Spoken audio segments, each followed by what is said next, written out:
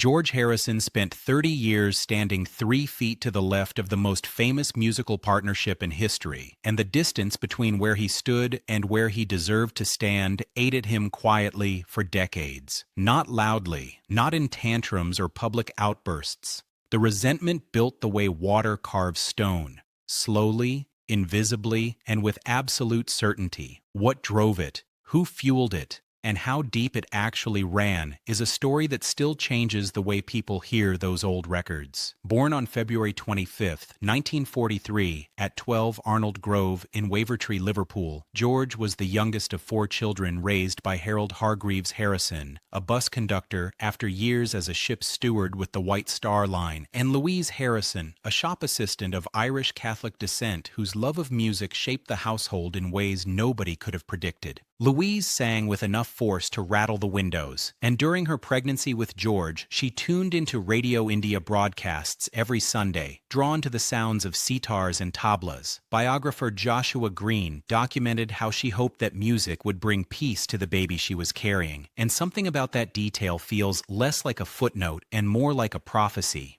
George Harrison arrived already pointed eastward. The family lived without indoor plumbing and heated the house with a single coal fire, and in 1949 they relocated to 25 Upton Green in Speke when George was 6. He enrolled at Dovedale Primary School, passed the 11+ exam, and started at Liverpool Institute High School for Boys in 1954, where he lasted 5 years and learned almost nothing he cared about because the school offered a music course with no guitars in sight. What lit him up instead came in early 1956 while riding his bicycle and hearing Elvis Presley's Heartbreak Hotel drifting from a nearby house. Rock and roll had arrived, and Harrison was ready for it in a way most 14-year-olds were not. He started filling school books with drawings of guitars, eventually persuaded his mother to spend £3.10 on a second-hand instrument from his friend Raymond Hughes, and formed a skiffle band called the Rebels with his brother Peter and friend Arthur Kelly. Then, on a bus to school, he met Paul McCartney, and the whole trajectory of his life shifted in a single conversation. McCartney brought him into the orbit of the Quarrymen, John Lennon's skiffle group, and in March 1958, Harrison auditioned at Rory Storm's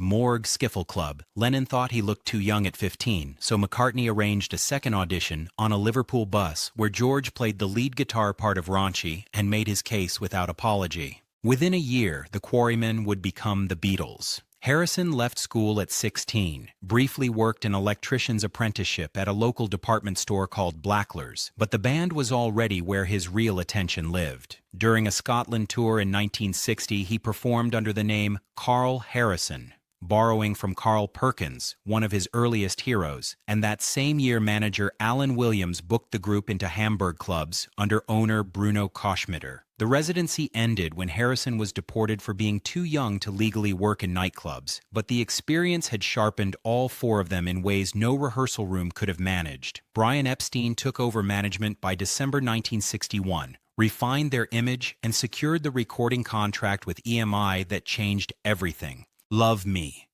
Do reached number 17 on the record retailer chart. Please Please Me turned Beatlemania from a rumor into a global reality, and the press labeled Harrison the Quiet Beatle, a nickname that solidified during the band's first American visit in early 1964, when strep throat forced him to conserve his voice ahead of their performance on The Ed Sullivan Show. The nickname amused him, but the quiet carried a weight that people consistently misread. On that debut album, Harrison held 2 lead vocal credits, including Do You Want to Know a Secret? And By With the Beatles in 1963, he had 3 lead credits, and his first solo writing credit with Don't Bother Me. He became the band's informal scout for American releases, and by Rubber Soul in 1965, his tastes had pulled them toward folk rock influences channeled through the Byrds and Bob Dylan. His sitar on Norwegian Wood marked the first time Indian classical music had been woven into a mainstream pop record with genuine cultural respect, and ethnomusicologist David Reck took note.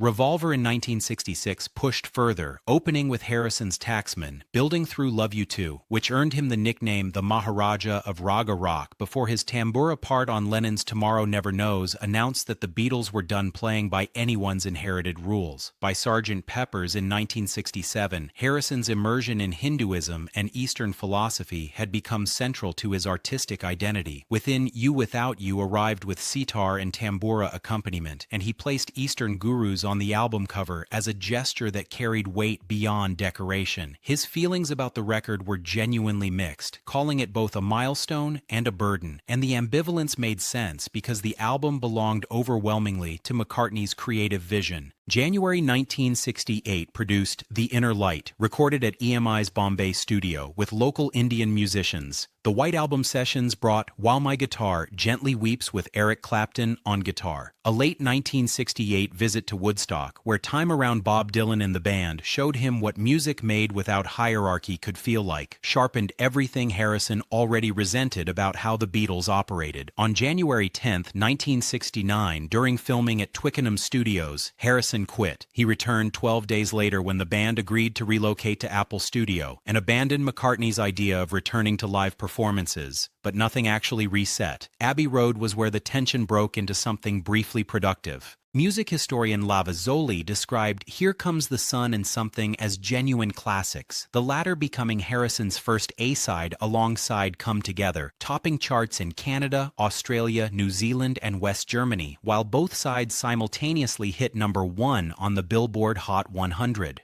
Frank Sinatra recorded Something twice, in 1970 and 1979, calling it the greatest love song of the past 50 years. Lennon considered it the finest track on the album, and it trails Only Yesterday in total cover versions, written by the man everyone had spent years treating as secondary. Harrison's final Beatles session came January 4, 1970, adding overdubs to Let It Be. In a 1974 interview quoted in Ashley Kahn's collection George Harrison on George Harrison, he stated plainly that he would rather have Willie Weeks on bass than McCartney, and that he could join a band with Lennon any day but could not join one with McCartney, insisting it was purely a musical judgment. That same year, in a BBC radio interview with Alan Freeman, he said McCartney had ruined him as a guitar player, and a line like that doesn't arrive without a long history behind it. The recording of Maxwell's Silver Hammer in 1969 had crystallized exactly the dynamic Harrison found suffocating. He described McCartney's pattern of expecting full band support on his own songs while delivering diluted enthusiasm for Harrison's work. A conversation between McCartney and Lennon captured in Barry Miles' 1998 biography shows McCartney conceding that Harrison's songs had become at least as strong as theirs that year. Harrison's reply cut clean. He had written most of those songs the year before anyway, and perhaps he simply no longer cared whether they approved. In a 2020 interview with Howard Stern, McCartney acknowledged that underestimating Harrison had been easy, before adding that when Harrison bloomed as a songwriter, he wrote some of the greatest songs ever recorded.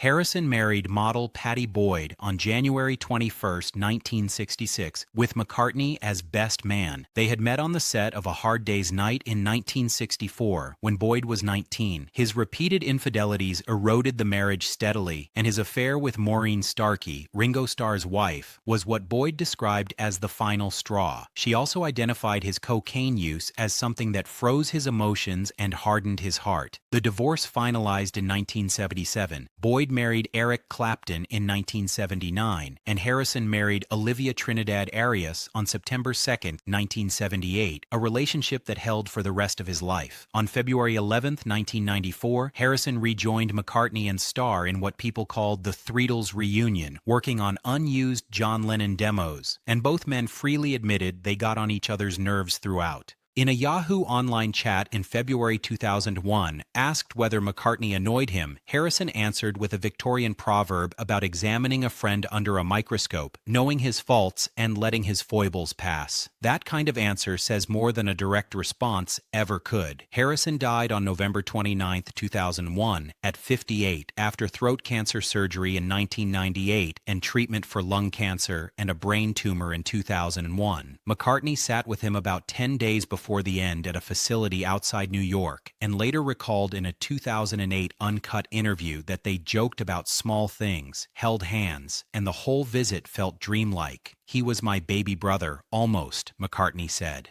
After Harrison's death, Stella McCartney and Dhani Harisson maintained a genuinely close bond. Stella designed the wedding dress for Dhani's wife Solveig Karadattir in 2012, and 2 years later, Dhani surprised Stella at a gala by performing his father's song "Live and Let Die." Recognition followed steadily. In 2004, Harisson entered the Rock and Roll Hall of Fame as a solo artist, with Jeff Lynne and Tom Petty presenting. In 2006, the Madison Square Garden Walk of Fame acknowledged his role organizing the concert for Bangladesh in 1971. On April 14, 2009, a Hollywood Walk of Fame star was unveiled in front of the Capitol Records building, attended by Olivia and Dhani Harisson alongside McCartney, Jeff Lynne, and Tom Petty, and Dhani marked the occasion by chanting the Hare Krishna mantra. Martin Scorsese's documentary, George Harrison, Living in the Material World, arrived in October 2011. The Recording Academy presented the Grammy Lifetime Achievement Award in February 2015. A marker in Benton, Illinois commemorates his 1963 visit as the first Beatle to set foot in the United States. On May 24, 2024, a blue plaque went up at 12 Arnold Grove in Wavertree, at the house where a woman listened to radio broadcasts of Indian music and hoped her unborn child would find some peace in the sound.